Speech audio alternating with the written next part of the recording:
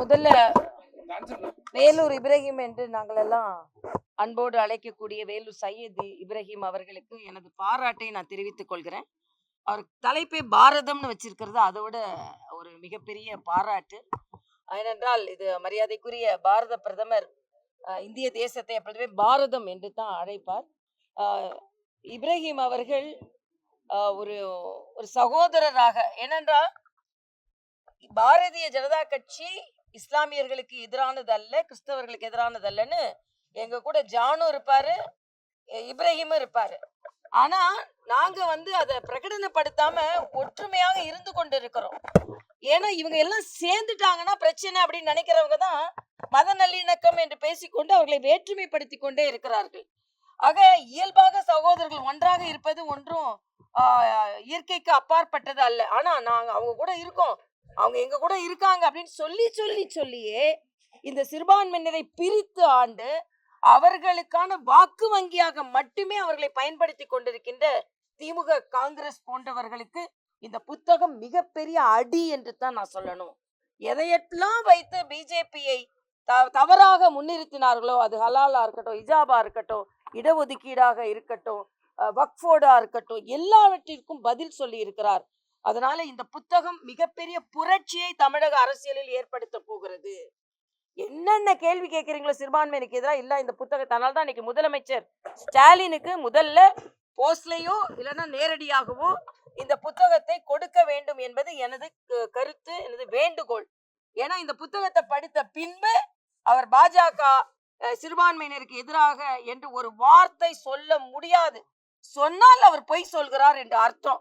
அதுதான் இன்றைய இந்த புத்தகத்தின் வெளியீட்டில் ஒரு மிகப்பெரிய முக்கியமான தகவல் என்பது எனது கருத்து. ஏனென்றால் இடஒதுக்கீடுல எப்பவுமே பாஜகவை தவறாக முன்னிறுத்துகிறார்கள்.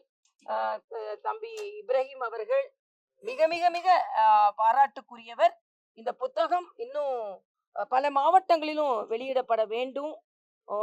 கமலாலயம் என்பது எனக்கு ஆலயம் போன்று, அதனால இந்த இடத்துல வெளியிட்டது நான் மிக்க மகிழ்ச்சி அடைகிறேன். அதுவும் ரம்ஜான் மாதத்தில் வெளியிட்டதை நான் மிக மகிழ்ச்சியாக நினைக்கிறேன். அதனால இப்ராஹிம் அவர்களுக்கு எனது மனமார்ந்த பாராட்டுகள். இன்னும் பல புத்தகங்கள் நீங்கள் வெளியிட வேண்டும்.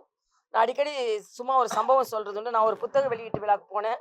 அப்போ ஒரு புத்தகத்தை வெளியிட்ட உடனே நான் இது எனக்கு முதல் பிரசவம் மாதிரி அப்படின்னு அந்த புத்தக வெளியீட்டாளர் சொன்னார். கூட இருந்தவர் சொன்னார், இதோட நிறுத்திக்கோங்க, போதும், குடும்ப கட்டுப்பாடு பண்ணிக்கோங்க, புத்தகம் அப்படி இருக்குன்னு. இந்த புத்தகம் அப்படி இல்லை. எத்தனை புத்தகங்களை வேண்டுமானாலும் இப்ராஹிம் பெற்றுக்கொள்ள வேண்டும் அளவிற்கு புத்தகம் நன்றாக இருக்கிறது. அதனால அதை வெளியிட்ட அலையன்ஸ் பதிப்பகத்துக்கும் நான் வெளியிட்ட தலைவர், மாநில தலைவர், நான் சொன்ன மாதிரி நேற்று இருந்தார், அப்புறம் மதுரைக்கு போனார், இப்ராஹிம்காக வந்தார். இப்ராஹிம்காக மட்டுமல்ல, சிறுபான்மை மக்களோடு பாரதிய ஜனதா கட்சி நிற்கிறது என்பதை மாநில தலைவர் அவர்கள் சொல்வதாக இங்கு சொன்னார். அதனால நிச்சயமாக மகிழ்ச்சி. திமுக தனது தோல்வியை எழுத ஆரம்பித்து விட்டது. திமுகவின் தோல்வி சரித்திரம் இன்றிலிருந்து ஆரம்பமாகிவிட்டது. இதுதான் நான் சொல்ல முடியும். ஏனென்றால் நான் கூட ஒரு தொலைக்காட்சியில சொன்னேன், அறிவாலய நிழல்ல யாரான ஒண்ணு போய் நின்னா கூட உடனே வாங்க வாங்க வாங்க கூட்டணிக்கு வாங்கன்னு அழைக்கிற நேரத்துல இன்னைக்கு திமுக இருக்குது. அதாவது அவர் ஒரு கட்சியிலிருந்து நீக்கப்பட்டார்.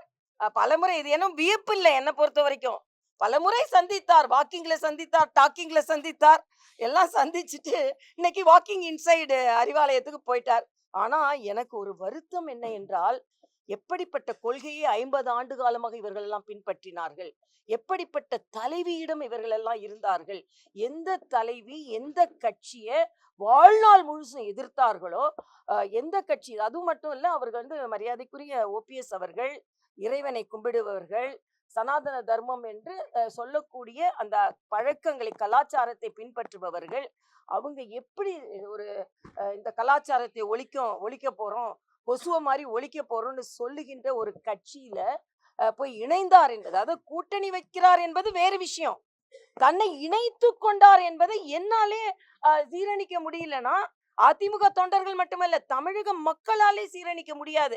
அதனால அவர்களை எல்லாம் சேர்த்து கொள்ளக்கூடிய நிலையில் இன்னைக்கு திமுக இருக்கிறது என்றால், திமுக தனது தோல்வி சரித்திரத்தை எழுத ஆரம்பித்து விட்டது என்பதுதான். ஆனா எனக்கு என்னன்னா இதுல தாய் கழகத்தில் போய் சேர்ந்தது மாதிரி இருக்குன்னு அண்ணன் ஓபிஎஸ் சொன்னதான் தாய்மையே கொச்சைப்படுத்துகிறார்களோ என்று எனக்கு பயமா இருக்கு. ஏன்னா நாம போய் சேரலாம் சுயநலத்துக்காக, அதுக்காக உடனே எப்படி வேண்டுமானால் அதை மாற்றிக்கொள்ளலாம் என்றால் அந்த உணர்வு இருக்கிறது என்று சொன்னார் என்றால், அப்படி என்றால் தாயாக மதித்த ஜெயலலிதா அவர்களின் உணர்வை நீங்கள் எப்படி மதிக்கிறீர்கள் என்று இது தனிப்பட்ட முறையில எனக்கே பல கேள்விகள் எழுகிறது. அதைத்தான் சொன்னேன். அவர்கள் தனிப்பட்ட விருப்பம், யார் வேணுமானாலும் எங்க வேணுமானாலும் போய் சேரலாம். ஆனா இப்படிப்பட்டவர்கள் அது சேர்கிறார்களே என்று பொழுது திமுக எந்த அளவிற்கு தோல்வி முகத்தோடு இருக்கிறது என்பதைத்தான் இது காண்பிக்கிறது. நன்றிப்பா.